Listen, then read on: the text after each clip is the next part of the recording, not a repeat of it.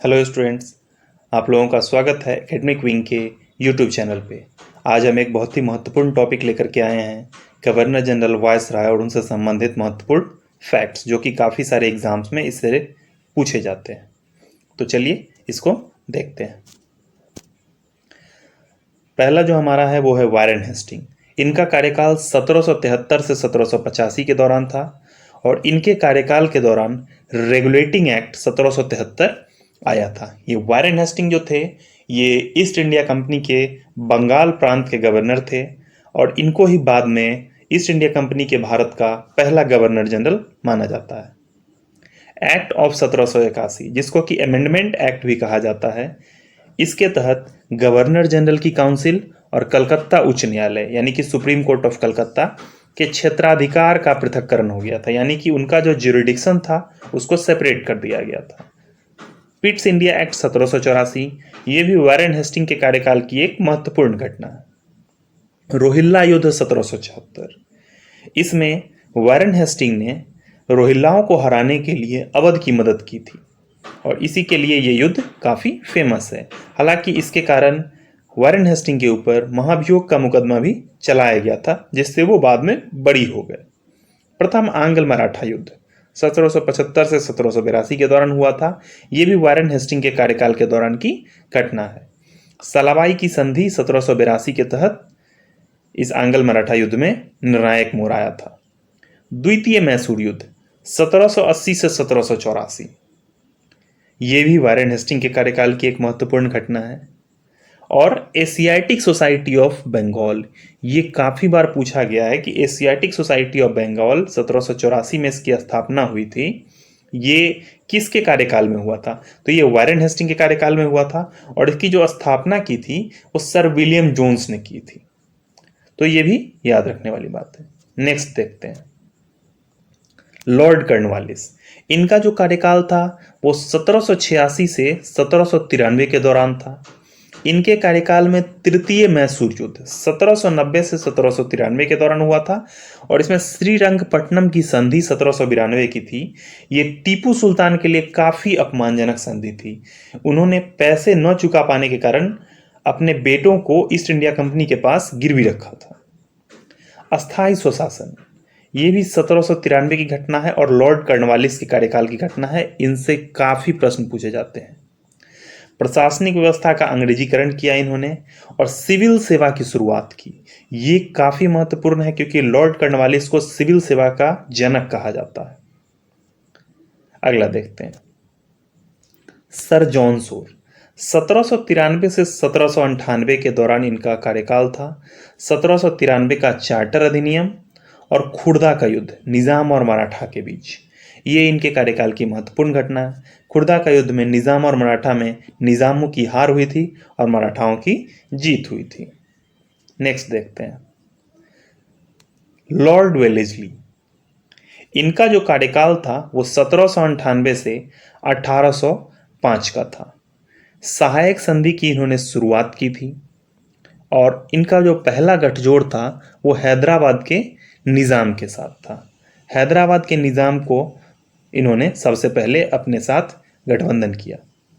चतुर्थ आंग्ल मैसूर युद्ध जो कि 1799 में हुआ था, यह भी लॉर्ड वेलेस्ली के कार्यकाल की एक महत्वपूर्ण घटना है और इसी युद्ध में टीपू सुल्तान की मृत्यु हुई थी। द्वितीय आंग्ल मराठा युद्ध जो कि 1803 से 1805 के दौरान की घटना है, ये भी इनके कार्यकाल की है। और बसीन की संधि 1802 में जो उनकी अंग्रेजों के लिए काफ़ी फायदेमंद हुई थी, ये भी लॉर्ड वेलेस्ली के कार्यकाल की घटना है। नेक्स्ट देखते हैं, sir George Barlow. George Barlow 1805 से 1807 का इनका कार्यकाल था। इनके कार्यकाल की एक महत्वपूर्ण घटना थी और यही इनसे प्रश्न पूछा भी जाता है कि वेल्लोर का सिपाही विद्रोह किसके काल में हुआ था? सर जॉर्ज बार्लो के काल में वेल्लोर का सिपाही विद्रोह हुआ था। इसका कारण क्या था? कारण ये था कि इसमें हिंदू सिपाही, मुस्लिम सिपाही जो थे उनके ऊपर रिलीजियस रेस्ट्रिक्शन लगाए गए थे। जैसे कि अगर कोई हिंदू है तो वो टीका नहीं कर सकता है, अगर कोई मुस्लिम है तो वो दाढ़ी नहीं बढ़ा सकता है। इससे उनके धार्मिक भावना को कहीं ना कहीं ठेस पहुंची। इसलिए भारतीय सिपाहियों का अंग्रेज के खिलाफ पहला विद्रोह माना जाता है। नेक्स्ट है लॉर्ड मिंटो। लॉर्ड मिंटो प्रथम 1807 से 1813 का इनका कार्यकाल रहा और इनके कार्यकाल से एक ही प्रश्न पूछा जाता है कि रंजीत सिंह के साथ अमृतसर की संधि इनके कार्यकाल में हुई थी 1809 में। नेक्स्ट देखते हैं लॉर्ड हेस्टिंग।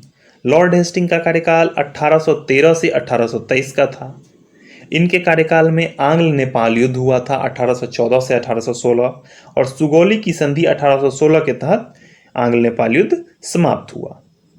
तृतीय आंग्ल मराठा युद्ध 1817 से 1819 के दौरान, जिसको कि हम पिंडारी युद्ध भी कहते हैं, ये भी लॉर्ड हेस्टिंग के कार्यकाल की महत्वपूर्ण घटना है और इसी युद्ध के बाद मराठाओं का विघटन भी हो गया था। पिंडारियों से मुठभेड़ के लिए ये प्रश्न बार बार पूछा जाता है कि किस गवर्नर जनरल के कार्यकाल में पिंडारियों से मुठभेड़ हुआ, तो ये लॉर्ड हेस्टिंग हो जाएगा।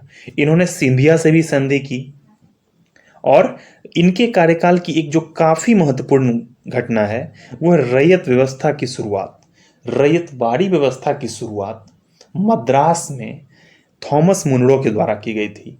उन्हें कैप्टन रीड की सहायता मिली थी इसमें और ये लॉर्ड हेस्टिंग के कार्यकाल की काफी महत्वपूर्ण घटना है। उन्होंने मद्रास प्रांत के 12 महल डिस्ट्रिक्ट से इसकी शुरुआत की थी। नेक्स्ट देखते हैं लॉर्ड एमहर्स्ट। इनका कार्यकाल 1823 से 1828 का था। प्रथम आंग्ल बर्मा युद्ध 1824 से 1826 के दौरान ये इनके कार्यकाल की घटना थी और भरतपुर पर कब्जा 1826 में ये भी लॉर्ड एमहर्स्ट के कार्यकाल में हुआ था। भरतपुर पर कब्जा इन्होंने मिलिट्री भेज के किया था, यानी कि सैनिकों की सहायता से की थी। नेक्स्ट क्वेश्चन देखें लॉर्ड विलियम बेंटिक। 1828 से 1835 इनका कार्यकाल था। इन्हें भारत में काफ़ी सारे सुधारों के लिए जाना जाता है। सती प्रथा को कानून के माध्यम से समाप्ति इन्होंने 1829 में किया। हालांकि इससे पहले कई सारे शासकों ने इसके खिलाफ प्रयास किया, लेकिन कानूनी रूप से इसको समाप्त करने का श्रेय लॉर्ड विलियम बेंटिक को ही जाता है। हालांकि इसमें राजा राम मोहन राय के प्रयासों को भी नकारा नहीं जा सकता है। ठगी प्रथा का दमन भी लॉर्ड विलियम बेंटिक के कार्यकाल की एक महत्वपूर्ण घटना थी। इन्होंने कैप्टन स्लीमैन की सहायता से 1830 के दौरान ठगी प्रथा को समाप्त करवाया। 1833 का चार्टर अधिनियम ये लॉर्ड बेंटिक के कार्यकाल में आया था और ये काफ़ी सुधारवादी अधिनियम माना जाता है। 1835 की मैकाले की शिक्षा नीति, जिससे कि शिक्षा के क्षेत्र में कई सारे बदलाव किए गए और अंग्रेजी को ऑफिशियल लैंग्वेज बनाया गया। शिक्षा में भी अंग्रेजी को वरीयता दी गई। हालांकि बहुत सारे सुधारों में अंग्रेजों का फ़ायदा अधिक दिख रहा था भारतीयों की तुलना में। मैसूर पर कब्जा भी 1831 में लॉर्ड विलियम बेंटिक के कार्यकाल में ही हुआ था। तो याद रखने वाली बात है सती प्रथा का अधिनियम, ये काफ़ी महत्वपूर्ण है। कई बार क्वेश्चन पूछा गया है। ठगी प्रथा, कैप्टन स्लीमैन का ध्यान रखना है। और 1833 का चार्टर अधिनियम किसके कार्यकाल में आया था? लॉर्ड विलियम बेंटिक के कार्यकाल में, तो इसको ध्यान रखना है। नेक्स्ट देखते हैं चार्ल्स मैटकॉफ। 1835 से 1836 इनका कार्यकाल था और इनसे जो तकरीबन हर एक एग्जाम में पूछे जाते हैं ये प्रश्न, 20 से 25 बार ये प्रश्न पूछा गया होगा कि चार्ल्स मैटकॉफ, इससे एक ही लाइन पूछा जाता है कि भारतीय प्रेस का मुक्तिदाता। इन्होंने भारतीय प्रेस से प्रतिबंध हटाने वाला कानून लाया था और इस कारण से इनको भारतीय प्रेस का मुक्तिदाता कहा जाता है। लॉर्ड ऑकलैंड 1836 से 1842 का इनका कार्यकाल था। इनके काल में प्रथम अफगान युद्ध हुआ था 1838 से 1842 में और रंजीत सिंह की मृत्यु एक महत्वपूर्ण घटना थी लॉर्ड ऑकलैंड के कार्यकाल की। नेक्स्ट देखते हैं लॉर्ड एलेनब्रो। 1842 से 1844 का इनका कार्यकाल था। इन्होंने सिंध पर कब्जा किया 1843 में और इसमें इन्होंने चार्ल्स नेपियर के नेतृत्व में ये कब्जा किया था सिंध पर इन्होंने। और ग्वालियर से युद्ध हुआ था 1843 में। मराठा ग्वालियर एक मराठा कन्फेडरेसी ही थी, तो इससे इन्होंने युद्ध किया था। ये भी लॉर्ड एलेनब्रो के कार्यकाल की घटना है।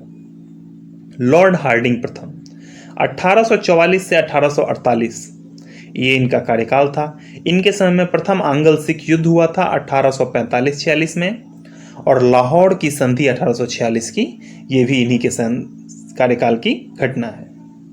इन्होंने नरबलि की कुप्रथा पर रोक लगाया। ये क्वेश्चन काफी बार पूछा गया है कि नरबलि की कुप्रथा पर किसने रोक लगाया, तो लॉर्ड हार्डिंग ने लगाया। नेक्स्ट देखते हैं लॉर्ड डलहौजी। इससे काफी सारे प्रश्न पूछे जाते हैं। 1848 से 1856 इनका कार्यकाल था। इनके कार्यकाल के दौरान द्वितीय आंग्ल सिख युद्ध हुआ था, यानी कि सेकेंड एंग्लो सिख वार हुआ था, और इन्हीं के कार्यकाल के समय में पंजाब का अंग्रेजी साम्राज्य में विलय हो गया था। डॉक्ट्राइन ऑफ लैप्स के लिए ये जाने जाते हैं लॉर्ड डलहौजी।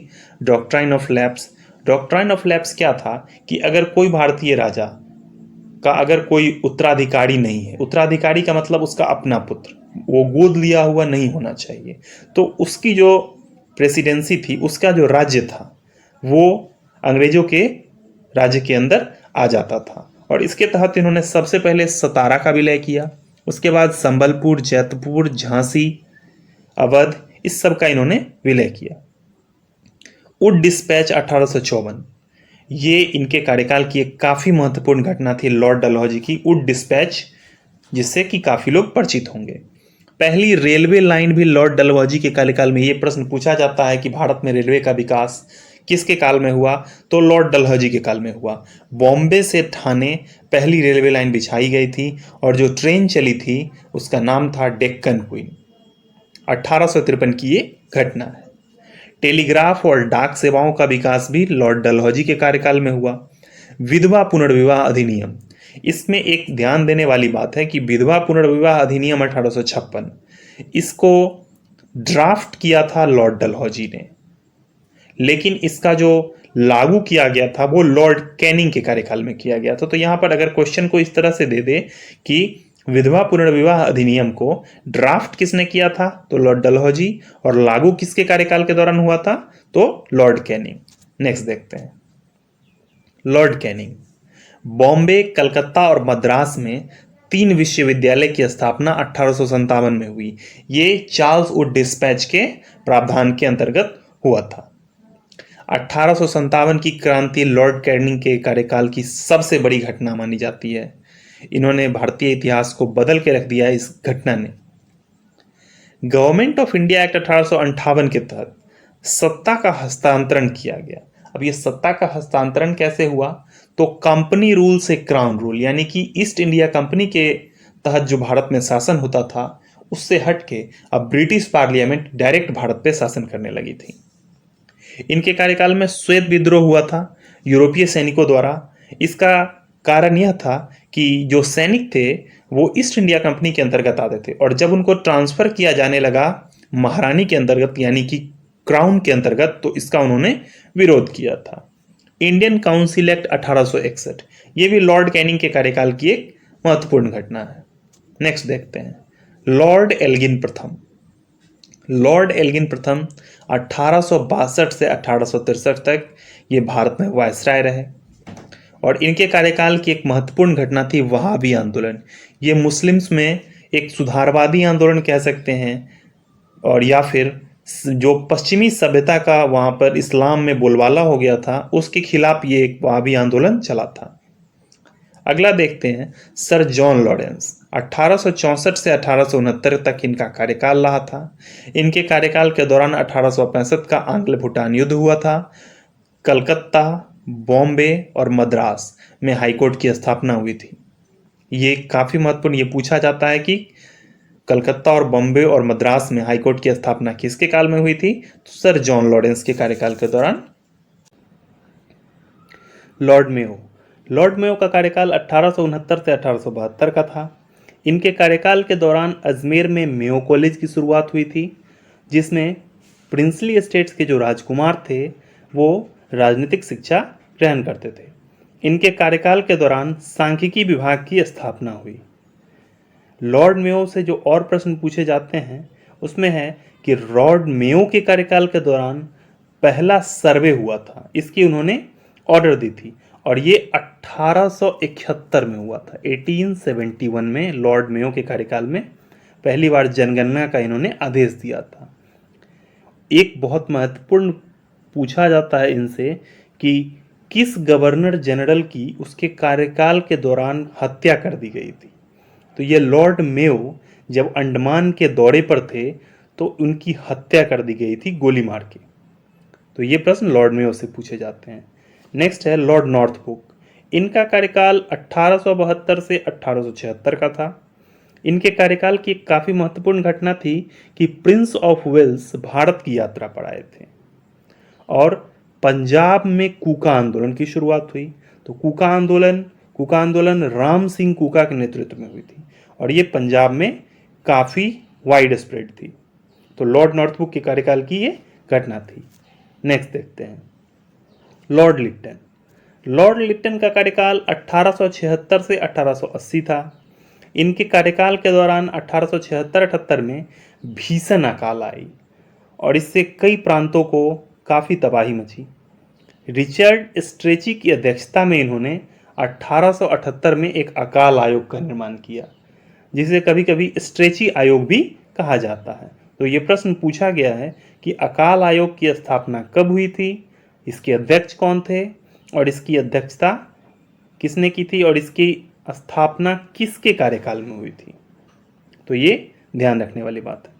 इनके कार्यकाल की जो एक और महत्वपूर्ण घटना है वो है महारानी विक्टोरिया को कैसरे हिंद की उपाधि।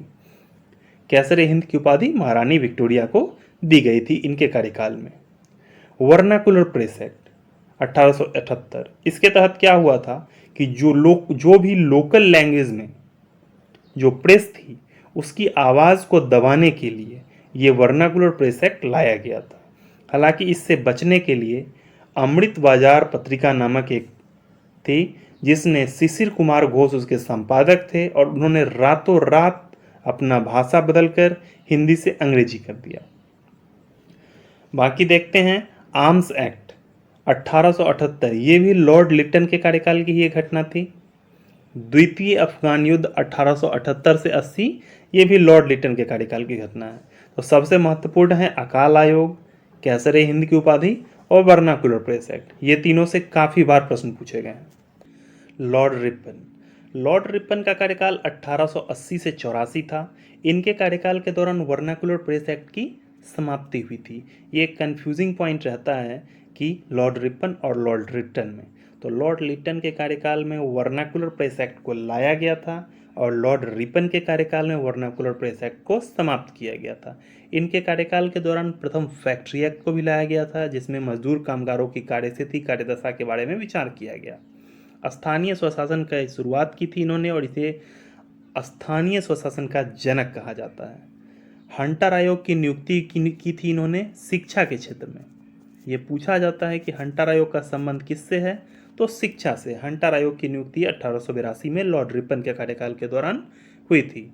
इल्बर्ट बिल विवाद लॉर्ड रिपन के कार्यकाल से संबंधित है। इसमें उन्होंने भारतीय जजों को न्यायालय में सुनवाई का अधिकार दिया था, जिससे कि ये विवाद उत्पन्न हुआ था। पहले सिर्फ ब्रिटिश जजों को ये अधिकार प्राप्त था, लेकिन भारतीय जजों को अधिकार देने के बाद ये विवाद गहराया। तो आज के लिए इतना ही।